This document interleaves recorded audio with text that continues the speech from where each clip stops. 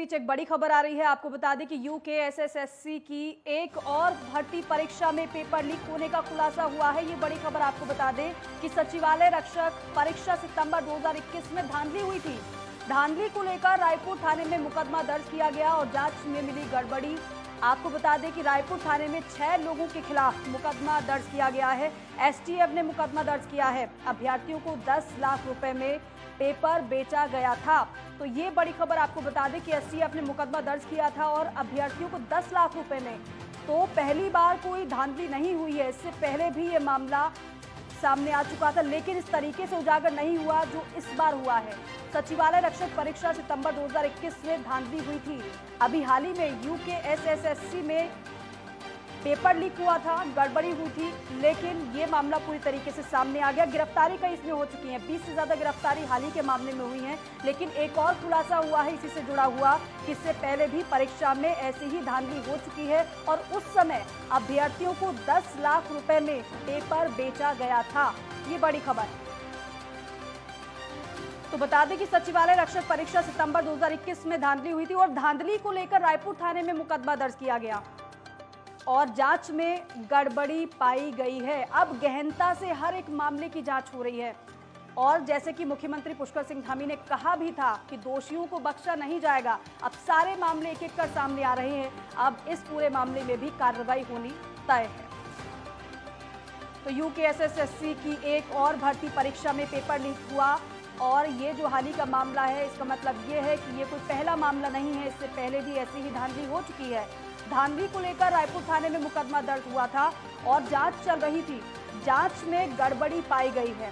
रायपुर थाने में 6 लोगों के खिलाफ मुकदमा दर्ज है। एसटीएफ ने मुकदमा दर्ज किया था और जो जांच चल रही थी उसमें गड़बड़ी पाई गई है और ये भी जानकारी है कि अभ्यर्थियों को 10 लाख रुपए में पेपर बेचा गया था।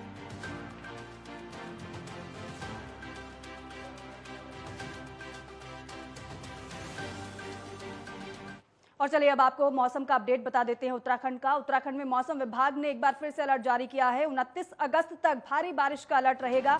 नैनीताल, चंपावत, पिथौरागढ़ में अलर्ट है। आज पर्वतीय क्षेत्रों में भी भारी बारिश का अलर्ट है और साथ ही साथ बताएं कि 27 से 28 अगस्त को देहरादून, टिहरी और पौड़ी में अलर्ट जारी किया गया है। तो मौसम विभाग ने एक बार फिर से अलर्ट उत्तराखंड के कई जिलों में जारी किया है। 27 से 28 अगस्त को देहरादून, टिहरी, पौड़ी में मौसम विभाग ने अलर्ट जारी किया है। भारी बारिश की संभावना यहां पर मौसम विभाग ने जताई है और 29 अगस्त तक भारी बारिश का अलर्ट है उत्तराखंड के कई जिलों में, जिसमें शामिल है नैनीताल, चंपावत, पिथौरागढ़, देहरादून, टिहरी, पौड़ी। तो आज पर्वतीय क्षेत्रों में बारिश का अलर्ट मौसम विभाग ने जारी किया है। और उपेंद्र सिंह राणा मेरे सहयोगी फोन लाइन पर है। उपेंद्र, मौसम विभाग ने एक बार फिर से अलर्ट जारी किया है। बिल्कुल, मौसम विभाग की अगर बात की जाए तो मौसम विभाग ने आने वाले जो 29 अगस्त तक जो है 6 जिलों के लिए अलर्ट जारी किया है, जिसमें पिथौरागढ़, चंपावत, नैनीताल और टिहरी, देहरादून, पौड़ी, इन जगहों के लिए जो है मौसम ने अलर्ट जारी किया है। और अभी अगर देखा जाए तो हालांकि भी देहरादून में मौसम जरूर साफ बना हुआ है, लेकिन जैसी शाम ढल रही है तो वैसे ही शाम ढलते ही बारिश का सिलसिला जो है वो देहरादून में देखने को मिल रहा है। और आज जनपद के अन्य जगहों में भी काफी जो है वो बारिश देखने को मिल रही है। हालांकि अब एक बार फिर से जो है मौसम विभाग ने पूर्वानुमान जारी किया है और पिछले कुछ दिनों में जिस प्रकार से देखा गया है कि टिहरी जनपद में जिस प्रकार से और देहरादून जनपद में जिस प्रकार से भारी बारिश हुई, उसमें काफी तबाही भी देखने को, आपदा जैसे हालात जो है वो देखने को मिले थे। और एक बार फिर से जिस प्रकार से 29 अगस्त तक अलर्ट जारी किए गए। सभी प्रशासन को अलर्ट पर रहने के दिशा निर्देश दिए गए। आपदा प्रबंधन पूरी तरीके से अलर्ट पर है और एसडीआरएफ और एनडीआरएफ की जो टीमें हैं उनको भी पुलिस विभाग की ओर से अलर्ट पर रहने के निर्देश दिए गए हैं। जो भी संवेदनशील जगह है वहां पर पूरी तरीके से अलर्ट पर रहने के दिशा निर्देश दिए गए हैं। खासतौर पर उन जगहों पर जहां पर भूस्खलन की स्थिति लगातार बनी हुई रहती है, तो ऐसे में पीडब्ल्यूडी विभाग की ओर से और डीआरओ की टीम जो है वो भी लगातार अलर्ट पर है। और अभी पूरे प्रदेश की अगर बात की जाए तो जिस प्रकार से जो बीआरओ की टीम की ओर से 3000 मजदूर जो है पूरे प्रदेश भर में लगाए गए हैं, तो वहीं पीडब्ल्यूडी की ओर से जो जेसीबी मशीनें हैं वो भी लगाई गई है। तो 350 से ज्यादा मशीनें जो है लगाई गई, यानी कि अलर्ट पर पूरे विभाग जो है अलर्ट पर है। लेकिन जिस प्रकार से जो बारिश हो रही है और जिस प्रकार से आपदा का सिलसिला जो है प्रदेश में देखने को मिल रहा है, तो उसके लिए पूरी तरीके से अलर्ट पर रहने के लिए उपेंद्र, इसके अलावा मौसम विभाग ने आज भी पर्वतीय इलाकों में बारिश का अलर्ट जारी किया है। तो क्या मौसम बदल गया है, बदलता हुआ नजर आ रहा है? देखिए, अभी अगर बात की जाए तो अभी देहरादून सहित कई इलाकों में जो है धूप जो है वो खिली हुई है। हालांकि मौसम अभी फिलहाल साफ बना हुआ है और कई जगहों पर काले बादल भी छाए हुए हैं।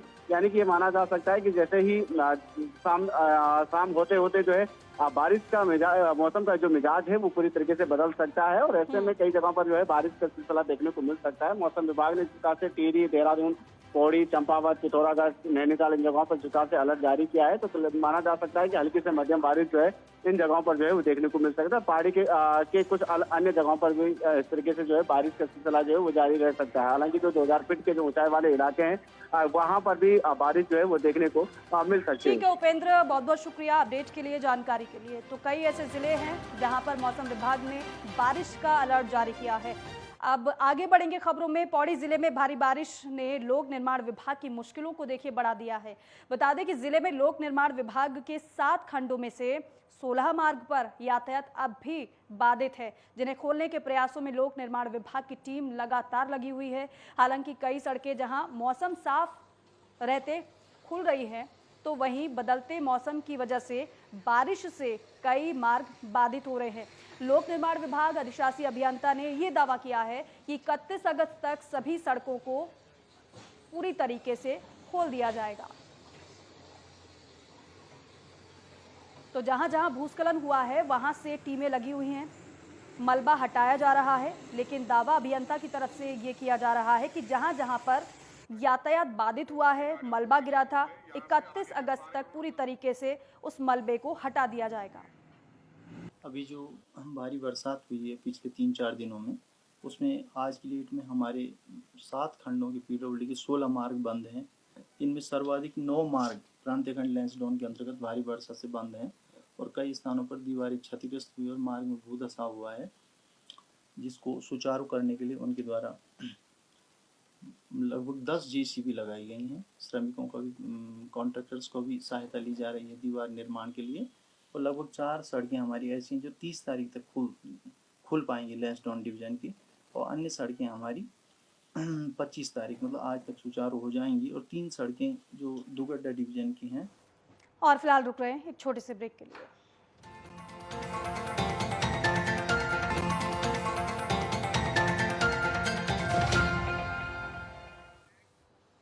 और श्रीनगर में गुलदार के हमले से लोग दहशत में हैं, जिसके चलते लोग घरों से बाहर निकलने से कतरा रहे हैं। आए दिन गुलदार किसी न किसी इलाके में दिखाई दे रहा है और ये जो ताज़ा तस्वीर है कमलेश्वर मोहल्ले से सामने आई है, जहां गुलदार रात को मोहल्ले में घूमता दिखाई दे रहा है, जिसका फुटेज सामने आया है। हालांकि स्थानीय लोगों ने वन विभाग से जल्द गुलदार के आतंक से निजात दिलाने की मांग की है। तस्वीर आप देख रहे हैं, ये गुलदार रात के वक्त क्षेत्र में इस तरीके से दिखाई दिया। हालांकि सीसीटीवी फुटेज ये सामने आया है और यही वजह है कि यहाँ रहने वाले लोग काफ़ी डरे हुए हैं, सहमे हुए हैं। वन विभाग को इसकी सूचना दे दी गई है और लोग लगातार ये मांग कर रहे हैं कि इस गुलदार का रेस्क्यू किया जाए।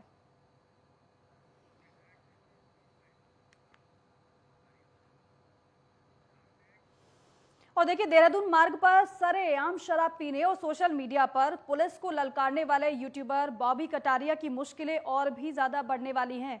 ये भी बताएं कि बॉबी कटारिया ने गैर जमानती वारंट जारी होने के बावजूद अभी तक सरेंडर नहीं किया है और इसी क्रम में डीजीपी अशोक कुमार ने सख्त कदम उठाते हुए देहरादून के एसएसपी को बॉबी कटारिया के खिलाफ कुर्की की कार्रवाई और 25,000 का इनाम घोषित करने के आदेश दिए हैं, ताकि बॉबी कटारिया पर कानूनी शिकंजा और मजबूती के साथ कसा जा सके।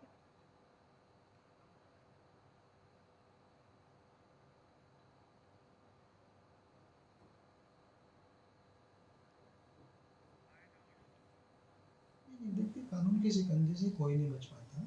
हमने एफआईआर दर्ज हो गई है, वारंट उसके निकल चुके हैं। अगर वो नहीं आता है तो उसके फिर कुर्की वारंट निकलवाएंगे और उस पर इनाम घोषित करा जाएगा। बच नहीं पाएगा, कानून के शिकंजे से नहीं बच पाएगा। सर क्या मतलब गिरफ्तारी तो निश्चित है ना सर इसमें? मैंने कहा ना, वारंट पे नहीं मिला, मिसिंग है, तो हम उसकी कुर्की वारंट कोर्ट से लेने का प्रयास करेंगे और साथ ही साथ उस पर इनाम भी घोषित। और बीजेपी सांसद तीरथ सिंह रावत की पहल पर केंद्रीय संचार मंत्रालय ने ऊखीमठ क्षेत्र के 8 सीमांत क्षेत्रों में BSNL के 4G मोबाइल टावर लगाने की मंजूरी दे दी है। केंद्रीय संचार मंत्रालय से मंजूरी मिलने के बाद विकासखंड ऊखीमठ के 8 गांव संचार सुविधा से लैस होंगे। केंद्रीय संचार मंत्रालय की ओर से 8 गांवों में BSNL के 4G मोबाइल टावर लगाने की स्वीकृति मिलने पर ग्रामीणों को पहली बार संचार सुविधा उपलब्ध होने के साथ ही स्थानीय तीर्थाटन पर्यटन व्यवसाय को भी बढ़ावा मिलेगा। ऊखीमठ विकास खंड के गांवों को संचार सुविधा से लैस होने की स्वीकृति मिलते ही ग्रामीणों में काफी उत्साह बना हुआ है और साथ ही साथ ग्रामीणों ने केंद्रीय संचार मंत्रालय के साथ गढ़वाल सांसद का आभार भी व्यक्त किया है।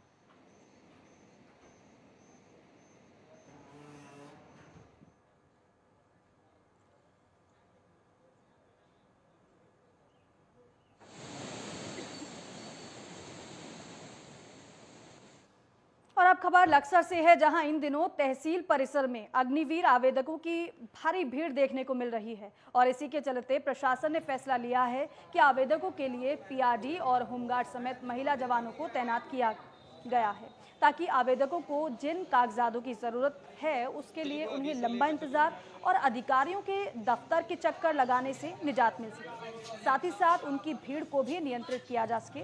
लेकिन आपको ये भी बता दें कि उप जिला मजिस्ट्रेट के निर्देश पर यह तैनाती की गई है।